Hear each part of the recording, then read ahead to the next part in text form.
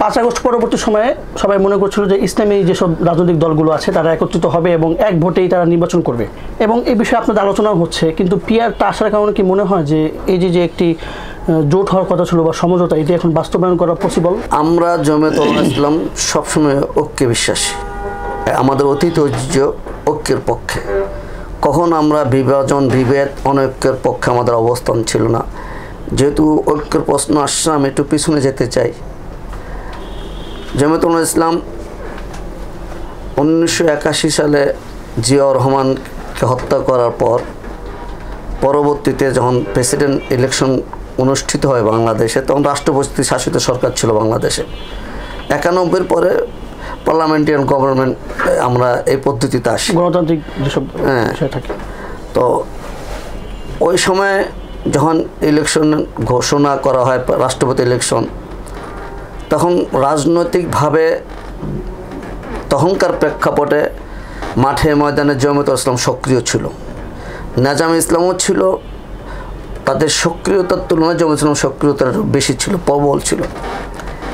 তো জমিয়ত উলামা ইসলাম তাদের দলীয় প্যাডের মাধ্যমে চিঠি প্রেরণ করে পুরা বাংলাদেশের, গোটা বাংলাদেশের সেই সময়কার শীর্ষ ওলামায়ে কেরামকে, ওলামা শায়েখকে মিটিং আহ্বান করে এক জায়গায় ঐক্যবদ্ধ হন। ঢাকা সিদ্দিক বাজার মসজিদে আহ্বান করে মিটিংয়ে।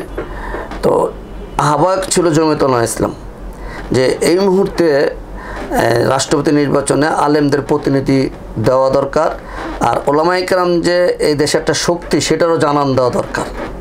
সেই প্রেক্ষাপটে 2 দিন ব্যাপী 3 দিন মিটিং হয়, 2 বার মিটিং হয়। তো জমিয়ত ইসলামের মিটিং থেকে সিদ্ধান্ত নেওয়া হয় সর্বজন শ্রদ্ধেয় ব্যক্তিত্ব আল্লাহওয়ালা বুজুর্গ হযরত হাফিজ জুজুর মোহাম্মদ হাফিজ জুজুর রহমতুল্লাহ, ওনার কোনো বিকল্প নাই।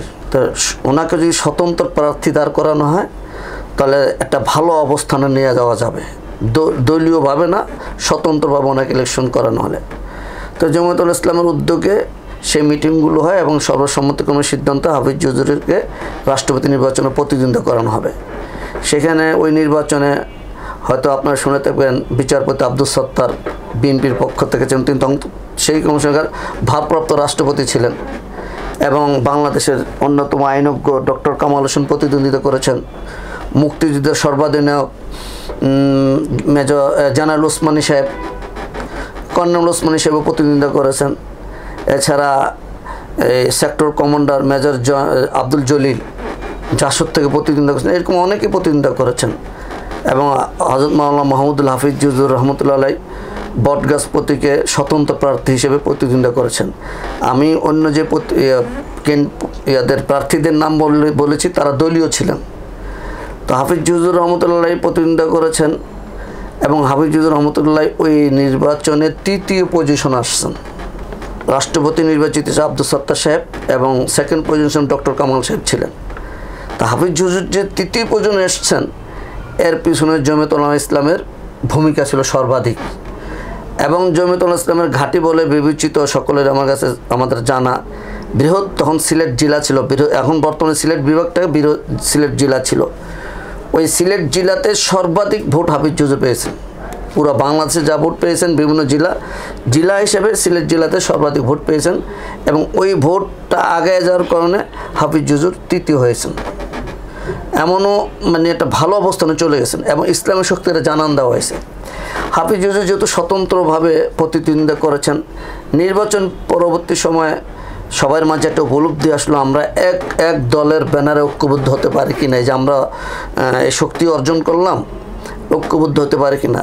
এখানে মনে হয় আরেকটা বিষয়, ওই নির্বাচনে, প্রেসিডেন্ট নির্বাচনে অনেক এমন কিছু আলেম বা বড় ব্যক্তিত্ব যারা হাফিজ জুজুর নির্বাচনে বিরোধিতা করেছেন। হয়তো নামগুলো বললে অনেক আশ্চর্য হয়ে যেতে পারে, সেই কারণে আমি নামগুলো বলবো না। কিন্তু আপামর ওলামায়ে কেরাম এবং যারা ধর্মপ্রাণ মুসলমান তারা এর উৎসাহের সাথে এই নির্বাচনে বটগাছ মার্কা ভোট দিয়েছেন। তো নির্বাচন পরবর্তীতে যখন একটা দলের প্রয়োজনীয়তা উপলব্ধি করলো, তখন চিন্তা করলো এমন একটা দল হোক যেই দলে ওলামায়ে কেরামের নেতৃত্বে যে সমস্ত দলগুলো আছে সবাই ঐক্যবদ্ধ হতে পারে। এবং আপনারা সকলে জানেন ইংরেজ খেলাফত আন্দোলনের একটা অবদান ছিল, মাওলানা মোহাম্মদ আলী, মাওলানা জওহর আলী নেতৃত্বে খেলাফত আন্দোলন পরিচালিত হয়েছে। তো ওই চেতনা থেকে খেলাফত আন্দোলনের নাম দিয়ে নতুন রাজনৈতিক যাত্রা শুরু করে। তো জমিয়ত ইসলাম মনে করলো যে ঐক্যের স্বার্থে, ইসলামের স্বার্থে, দেশের কল্যাণে যে তার রাজনৈতিক কার্যক্রমকে স্থগিত করে খেলাফত আন্দোলনের সাথে একাকিত্ব হয়ে যায় এবং খেলাফত আন্দোলনের সাথে তারা কার্যক্রম শুরু করে। দুঃখজনক বিষয়, সেই যাত্রা বেশি দিন অগ্রসর হতে পারে নাই, মাঝে হোঁচট খেতে হয়। খেলাফত আন্দোলনটাকে জমিয়ত সমর্থন প্রত্যাহার করে নেয়। পরবর্তীতে দেখা গেছে আরও অনেকে খেলাফত আন্দোলন থেকে বেরিয়ে ভিন্ন ভিন্ন রাজনৈতিক দল করেছেন, যে খেলাফত মজলিস দেখতেছেন, ইসলামী আন্দোলন, শাসনতন্ত্র আন্দোলনগুলো দেখতেছেন, তারাও খেলাফত আন্দোলন থেকে বের হয়েছে এবং আমিন সাহেবের মোর্চা ছিল। তো জমিয়ত সবসময় ঐক্যের পক্ষে। এরপরে এরশাদের পতনের পর এরশাদ যখন ক্ষমতাচ্যুত হয়, 91-এ যখন আবার নির্বাচন ঘোষণা করা হয়, তখনও জমিয়তে ইসলামী ঐক্যজোট গঠন করা হয় এবং ইসলামী ঐক্যজোট গঠনের প্রস্তাবক ছিল জমিয়ত। আরও যারা যে সমস্ত ইসলামী ঐক্যজোটের অন্তর্ভুক্ত যে দলগুলো ছিল, জমিয়ত প্রস্তাব পাঠায়, সবাই সম্মতি প্রদান করে। আমাদের এখানে 2 দিন 3 দিন মিটিং হয় লাগাতার। মিটিংয়ের মধ্যে সিদ্ধান্ত গৃহীত হয় যে ইসলামী ঐক্যজোট নামে আমাদের যে দেওবন্দি ঘরানার যে দলগুলো আছে তারা ইসলামী ঐক্যজোট নির্বাচন করবে। সেখানে জাতীয় সংসদ সদস্য হয়েছে এগুলো 91 সালে। পরবর্তীতে আওয়ামী লীগ সরকারের আমলে 2096 সালে আবার আওয়ামী লীগ ক্ষমতা আসে। এরপরে আদালতে একটা রায় আসে, সব ধরনের ফতুয়া বাতিল। তখন ইসলামী আইন বাস্তবায়নের ব্যানারে একটা ঐক্যবদ্ধ দেশে আন্দোলন হয়। এই ইসলামী আইন বাস্তবায়ন কমিটি গঠনও জমিয়তের ভালো ভূমিকা ছিল। মুফতি আমিনী রহমতুল্লাহ এটার আহ্বায়ক ছিলেন এবং জমিয়তের মহাসচিব, সেই সময়কার মহাসচিব মুফতি ওয়াক্কার সাহেব এই ইসলামী আইন বাস্তবায়ন কমিটির সদস্য সচিব ছিলেন। তো এই যে এটা ঐক্যবদ্ধ। এর আগে 94 সালের দিকে, 91 সালে তো বিএনপি ক্ষমতা আসে, 94 সালের দিকে এই দেশে এনজিওদের অপতৎপরতা বেড়ে যায়। তাসনিমা নাসরিনের তখন একটা আলোচনা আসে। সেই সময় সম্মিলিত সংগ্রাম পরিষদ গঠিত হয়েছিল বিভিন্ন রাজনৈতিক দল নিয়ে, সেখানেও জমিয়ত ভালো ভূমিকা রাখছে। গেল এই প্রসঙ্গ। পরবর্তীতে হেফাজতে ইসলামও জমিয়ত ভালো ভূমিকা। তো 2001-এ যে নির্বাচনটা হয়, সেখানে ইসলামী আইন বাস্তবায়ন কমিটি সহ এবং আরও দলগুলো যে ছিল সবাই সিদ্ধান্ত নেয় বিএনপির সাথে জোট করে যদি নির্বাচন করা যায় তাহলে আওয়ামী লীগকে ঠেকানো যাবে। তো জমিয়ত সেই নির্বাচনে ঐক্যবদ্ধ অংশগ্রহণ করছে, আবার কেউ কেউ এরশাদের সাথেও জোট করছে। আমাদের ইসলামী ঘরানার মধ্যে কেউ এরশাদের জোট করছে। এই তো পরিস্থিতি। এখনও জমিয়ত ঐক্যে বিশ্বাসী, আমরা চাই ঐক্যবদ্ধ হোক। তো কথায় কাজে মিল থাকতে হবে। আমরা বলবো এক বাক্সে এক প্রতীকে নির্বাচন হবে, আবার পিআর ইলেকশন করব। পিআর ইলেকশন কোনো ব্যক্তিকে সামনে রেখে ইলেকশন হয় না, প্রতীককে সামনে ইলেকশন হয়।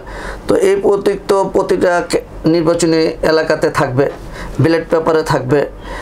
50টা রাজনৈতিক দল যদি অংশগ্রহণ করে, বা এখন তো সরকার আরও কিছু রাজনৈতিক দলকে নিবন্ধন দিচ্ছে, এর সংখ্যা যদি বাড়ে, তো যদি 60-70টা দল যদি নিবন্ধিত হয় আর 60-70 দল যদি নির্বাচনে অংশগ্রহণ করে, তো প্রতীক হবে ব্যালট পেপার এত বড় হবে না, এত বড় হয়ে যাবে।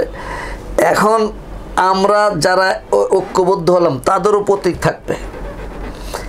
এখন বিভিন্ন এলাকার ভোটাররা, আমি আগেই বলেছি যে আমাদের ভোটাররা অত সচেতন না, শিক্ষিত না, কিন্তু তারা ভোটার।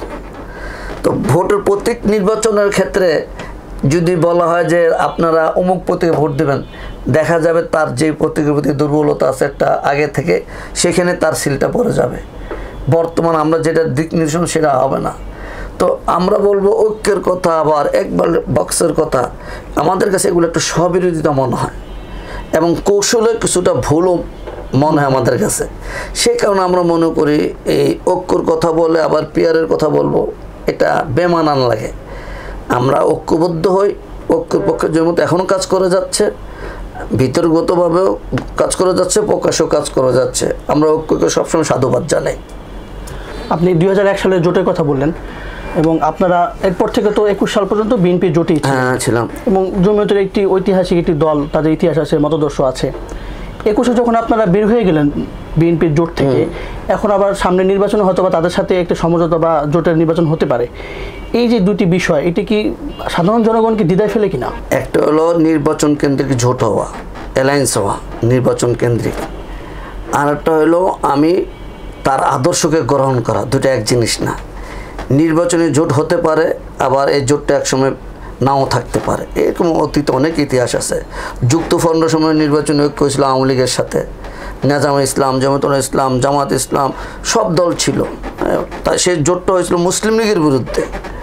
হ্যাঁ, সে 54 সালের নির্বাচনে যুক্তফ্রন্টের নির্বাচন হয়, আমাদের শামসুল হক ফরিদপুর রহমতুল্লাহ যুক্তফ্রন্টের বিরুদ্ধে অবস্থান নিয়েছেন, এবং শর্ষিনের পিসাবও নিয়েছেন। তখন তাদের তো একটা অবস্থান ছিল এই পূর্ব পাকিস্তানে, তৎকালীন ছিল, কিন্তু তারা যুক্তফ্রন্টের বিরুদ্ধে অবস্থান নিয়েছেন।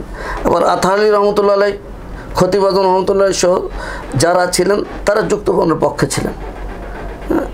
তো এটা জোট হয়েছে, আবার পরতে জোট থাকে নাই। জোট হবে, সময়ের টাকা যায়, সময়ের চাহিদা জোট হবে, আবার যখন দেখা হবে জোটের প্রয়োজন নেই, এসে জোট থাকবে না। আমরা 21 সালে যখন চলে আসি মৌসুম, জোট তখন নিষ্প্রভ হয়ে গেছিলো, নিষ্ক্রিয় হয়ে গেছিলো, তখন মাঠে ময়দানে জোটের কোনো প্রোগ্রাম ছিল না, এই জন্য আমরা বের হয়ে আসছি।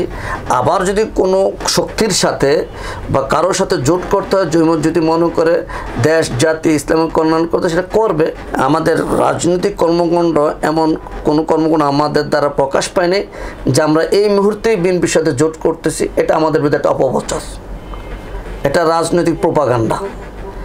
কিছু লোকেরা তৈরি করতেছে, আমরা এই ধরনের প্রোপাগান্ডা বিশ্বাসী না, বিভ্রান্ত হতে চাই না, এবং আমাদের নেতা কর্মীকে এই ব্যাপারে আমরা সতর্ক করে আসছি, দেশবাসীকেও সতর্ক করে আসছি। এগুলো একটা প্রোপাগান্ডা। যদি দেশবাসী মনে করে কারোর সাথে জোট করতে হবে, আমরা সেখানে যাব। আর যদি না মনে হয় আমার জোট করা দরকার নেই, ডান দিকে জোট করা দরকার নেই, বাম দিকে করতে হবে, বাম দিকে করবো।